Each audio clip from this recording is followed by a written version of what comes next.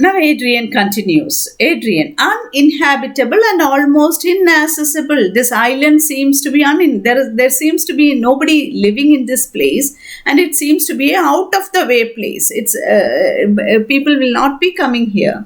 Yet, Antonio, he could not miss it. See, he will not miss it. He will not. The next thing is coming on. You just wait. It must needs to be subtle, tender, and delicate temperance. It seems to be a very calm and cool and quiet place.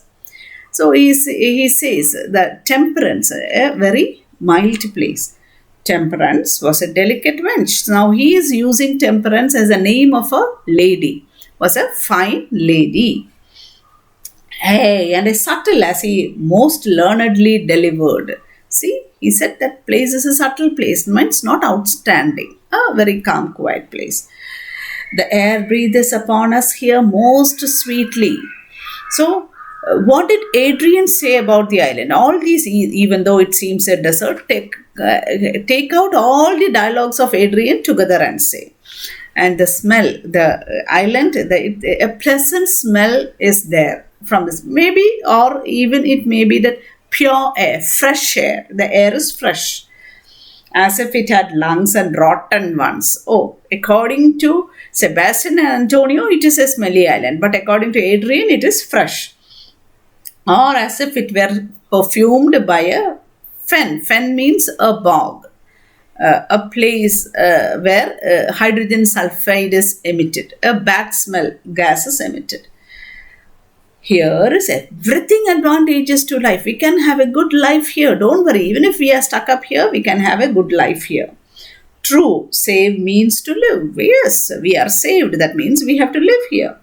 Of that, there's none or little. What is there to live here now?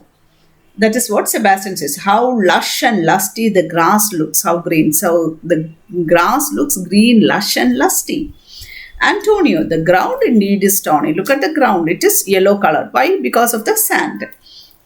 With an eye of green in it. Somewhere here and there is green also.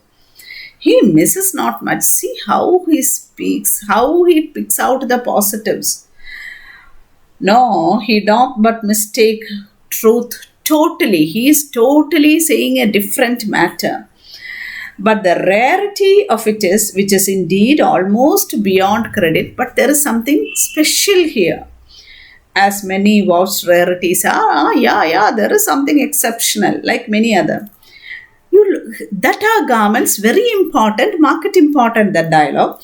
That are garments, being as they were, drenched in the sea, hold notwithstanding their freshness of glosses, being rather new dyed than stained with salt water. Now look at our dress. It doesn't look as though it was drenched in salt water. It is looking very fresh. See the color and all. It's looking very fresh. Stay new dye. Who else speaks about this fresh garments? Ariel speaks. Their dress is as good as new. If but one of his pockets could speak, would it say not say he lies? If he put his hand in his pockets, he may find sand in it. You know how we will go to wet our hands, wet our legs in the waves. When we come back, our dress will all be sandy. So he says, let him put his hand in his pocket and see. Then he will know that he will be telling lies. Or very falsely pocket up his report. Then he will have to swallow whatever he said. Gonzalo, methinks our garments are now as fresh as when we put them on first in Africa, at the marriage of the king's fair daughter Claribel to the king of Tunis. When we put on this dress, it is as fresh as when we put on this dress in Africa for the marriage of Claribel and Tunis, to the king of Tunis. Sebastian, it was a sweet marriage. He is telling it sarcastically, in the opposite sense. And we prosper well in our return. See how we prospered in our return? We caught ourselves in a shipwreck. Adrian, Tunis was never graced before with such a paragon to their queen. Tunis never got such a beautiful queen before. So that is Claribel, one of the more beautiful queen they've got, the Tunis have got. Gonzalo, not since Widow Dido's time. You know Widow Dido. You heard last year when you learned Merchant of Venice. Lorenzo was telling the story. Lorenzo and Jessica exchanging the story of Widow Dido. Dido loved Aeneas. Aeneas left Dido, and Dido died crying out for Aeneas by the beach. Remember that? So actually, it is Dido who died.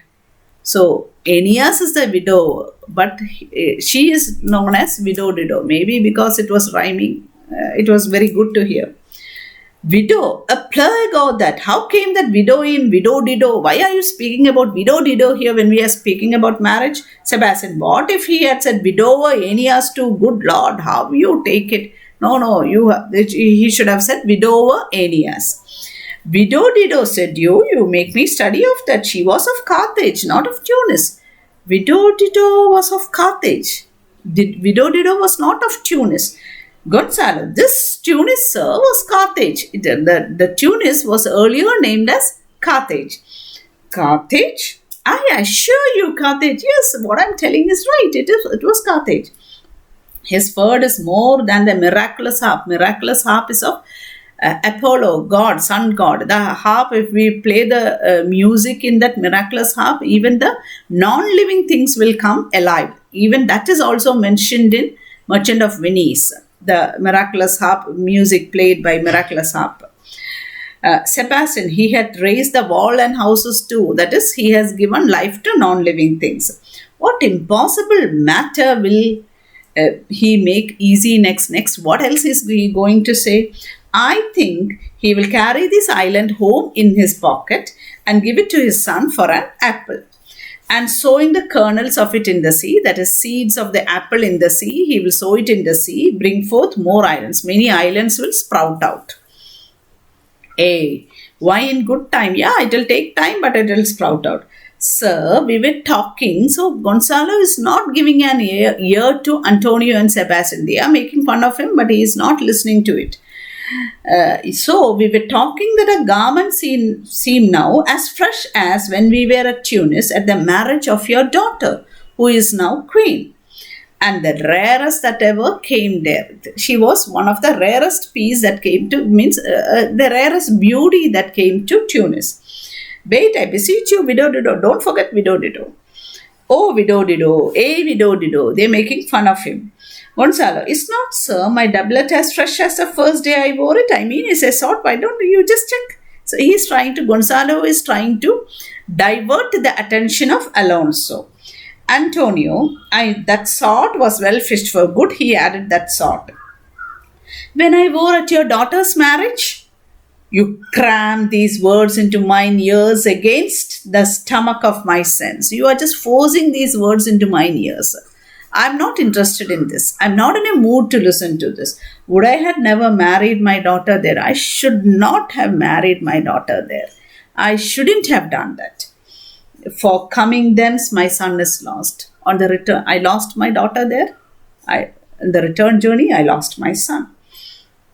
At any rate, she too, who is far from Italy removed. She is far away from Italy.